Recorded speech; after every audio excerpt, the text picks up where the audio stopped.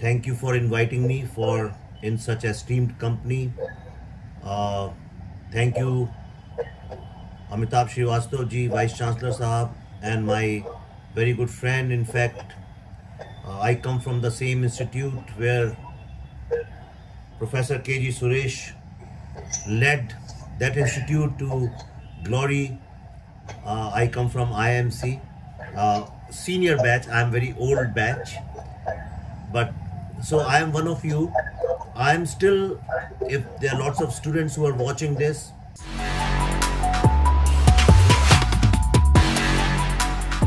that I am also a student of media. Though I teach, I conduct workshops, I mentor a lot of young boys and girls, but never ever in my life for once I felt as if I know more than anyone else. I just share my experience and I would like to just share that here. And I'm also learning all the times. I learned a lots of things with Madam Olga's wonderful, delightful speech, and I must thank you for sharing such wonderful thoughts with us. What I would like to highlight is that the role of media in the modern world is going to increase manifold. But it's going to transform. It's going to transform from the conventional, the traditional way we have looked at media to absolutely revolutionary way. Today, the maximum money is being invested in globalizing the world. Excuse me, I think some mics are open. Can people shut their mics, please? Microphones, can they mute it? Because there's a lot of disturbance and I'm not being able to focus. Yeah. No, sir. It is okay. Yeah. There are lots of people who have their microphones on. Yeah. Okay. So, what we need to understand is that all the billions of dollars and efforts are going in researching how to globalize the world. Now, this globalization can work only when the masses, the consumers, behave in one uniform way. Though everybody talks about diversity a lot, but diversity is the biggest enemy of globalization. How will you sell one idea, one product, one brand, one news all across the globe? How will New York Times or Washington Post or the Times of India or Fox will connect the masses all across the world if they are diverse, which means diverse people will react in diverse ways. You need mass communication. You need masses. And therefore, the entire effort of globalization is to dumb down the audiences. And this dumbing down process, you will see everywhere, be it entertainment, be it literature, be it poetry, be it journalism, wherever there is a communication, everybody is, and it's very evident, people are not talking about ethics or morals. People are not talking about responsibility or answerability. The only thing corporations are discussing today are numbers. And it is all around us. You are amongst young boys and girls, ask them. When they become part of social media, which is also media, don't confuse that it's not part of mass media. You are broadcasting a message. You are broadcasting an idea. You're broadcasting entertainment piece or that 10-20 second reel.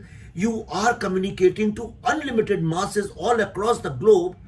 Anybody who goes there with good knowledge, good information, within no time starts producing dumb content because you need numbers. And therefore you work for common denominator. This is the biggest danger the new modern world is facing, and this is the reason why societies all over the world are feeling that somebody is invading and somebody is corrupting their own culture, because the localized culture now is becoming global culture. And that is the reason whoever you are, from Tanzania or Japan or America or from Vishakhapatnam or Chennai, wherever in the world you are, all across the globe, the minute you see Coca-Cola or you hear McDonald's, you have the same response. When I was growing up, the left and right meant, the left-wing politics and right-wing politics in India meant very different from left and right-wing politics in US. Now today, left and right means the same thing all across the world. And such is the power of dumbing down process that a young boy or girl in India very enthusiastically supports Black Lives Matter in US, which doesn't concern an ordinary life in India, but is totally unaware of the fact that in India millions of girls cannot get married because of their dark skin, and he never ever does activism for that. Now this kind of ideological moral discrepancy in the world is causing re-emergence of what we call the right-wing politics, or what we call the conservative politics or the traditional politics. Why is it happening? It's happening because the corporatization of media and entertainment business has actually dumbed down societies, and therefore societies with their rich culture and their own intelligence, their own native intelligence, are feeling threatened. All of you have children. If you don't have children, you have youngsters around you. Who are their modern heroes? Who are the real gods today? These are Marvel comic book superheroes. All from Japan to US to Africa to Ethiopia, everywhere in the world you go, everybody thinks Superman is the modern god. And he will eventually come and save us. A small 4 or 5 year old child starts learning these things. Today, Valentine's Day is celebrated all across, even in places like Meerut and Aligarh, who don't even know that Valentine was a saint, a Christian saint. They also celebrate it, and they are slowly forgetting how to celebrate Raksha Bandhan. This is the biggest threat globalization has created in front of us. Destroying local cultures, creating a uniform culture and value system all across the world so that consumers behave in the same way. One keyword can generate the same response all across the world, and that is what the idiot-proof economy is called. But it is also going to transform the way we have looked at media in a very revolutionary way. I'll tell you what is happening and what is going to happen. Now, this corporatized, template-based, organized media itself has become an establishment, especially after American politics. They have tasted blood and they realize that media can change governments, and that's what they're trying to do in India also, trying to influence the policy of India. You have seen the war between Twitter and Indian government.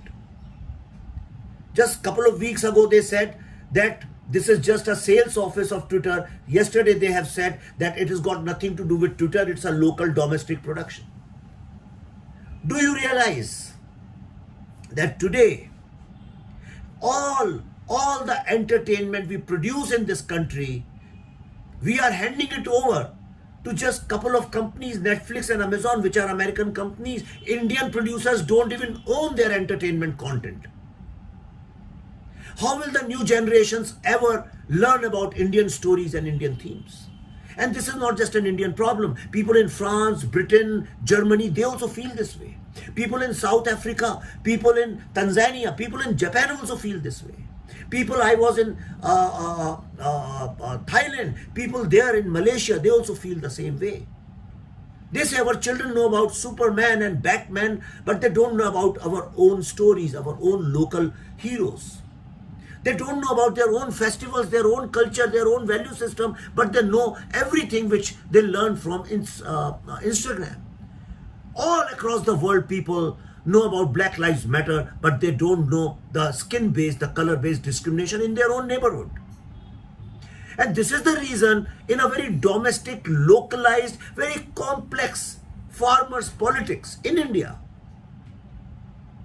the brand ambassadors were not Indian people. Brand ambassadors were Rihanna and Mia Khalifa, one a pop star and one a pornographic star. And they were outsourced, they became the brand ambassadors of Indian farmers' protest. This is the tragedy of the modern world.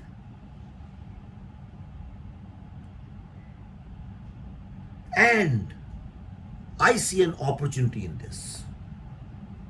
I see an opportunity for teachers, professors, students and content creators that this opens up the world for you. Please do not dream what Indian middle class has been teaching you to, जो हमारे यहाँ हिंदी में कहावत है कि पैदा हुए, graduation किया, LLB हुए, नौकरी की, रिटायर हुए, मर गए. Don't do that.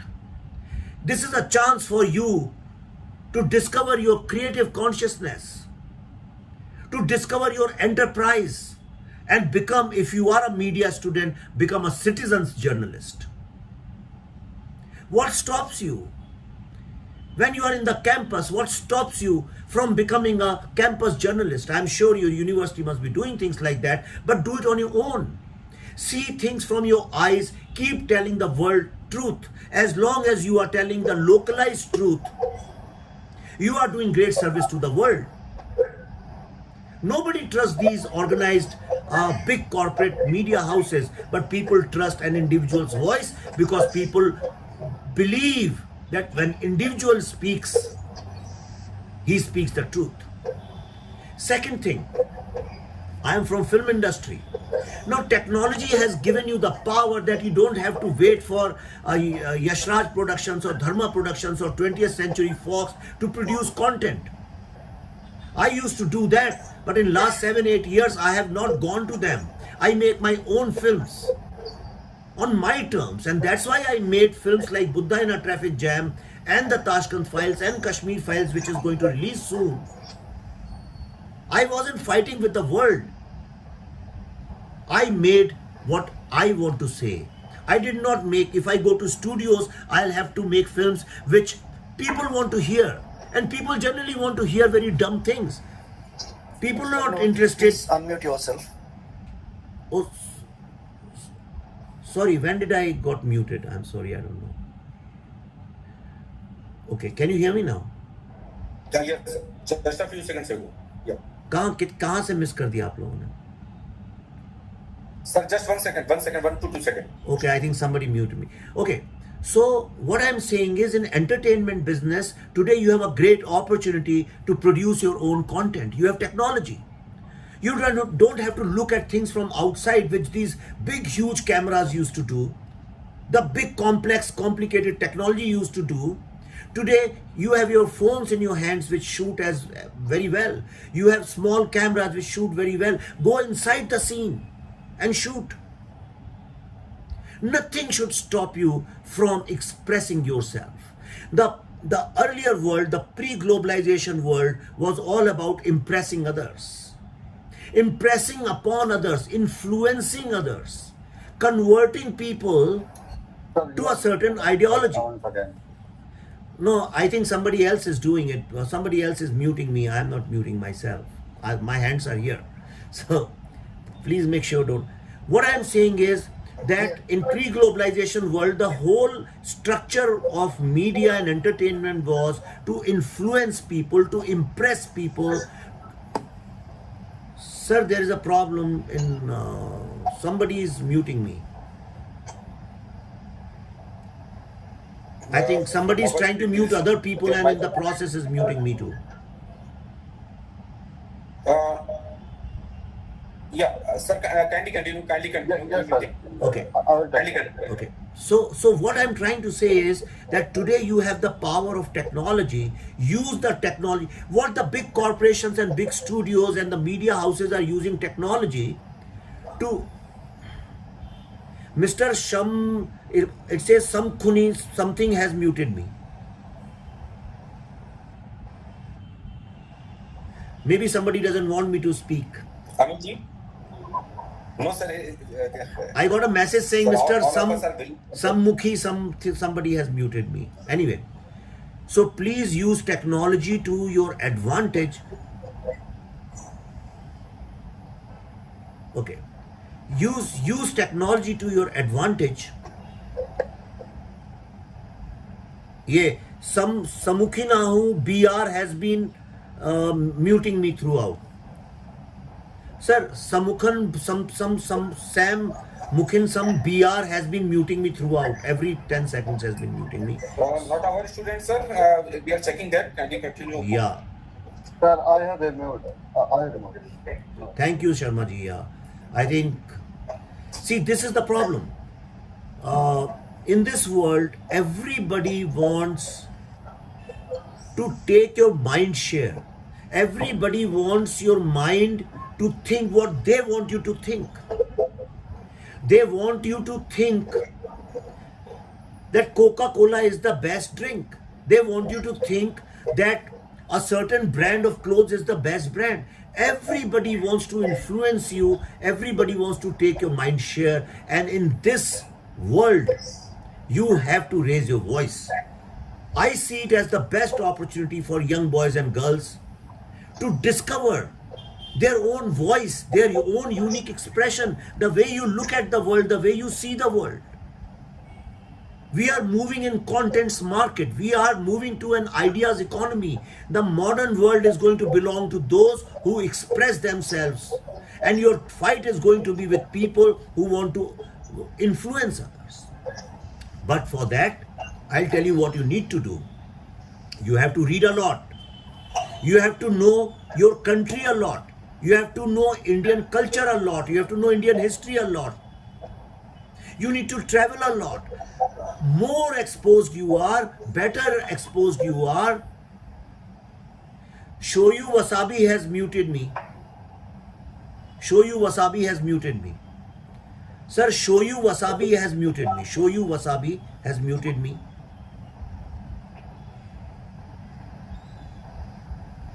I think these are some students or people who have joined. Yeah. Anyway. Sir, they might be outsiders. We are checking that. So, sir, kindly continue. We apologize for your inconvenience, sir. We apologize. Okay. See, this is the problem with the modern world. You have seen just now that a lot of people were trying to mute me. I understand why. Because they don't want my voice to be heard. It is true.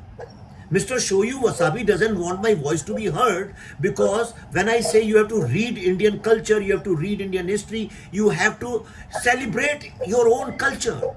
Because everybody wants to destroy your culture and wants it to become a globalized culture, in that if you are a smart person, you will have to understand how to fight these modern ideological politics.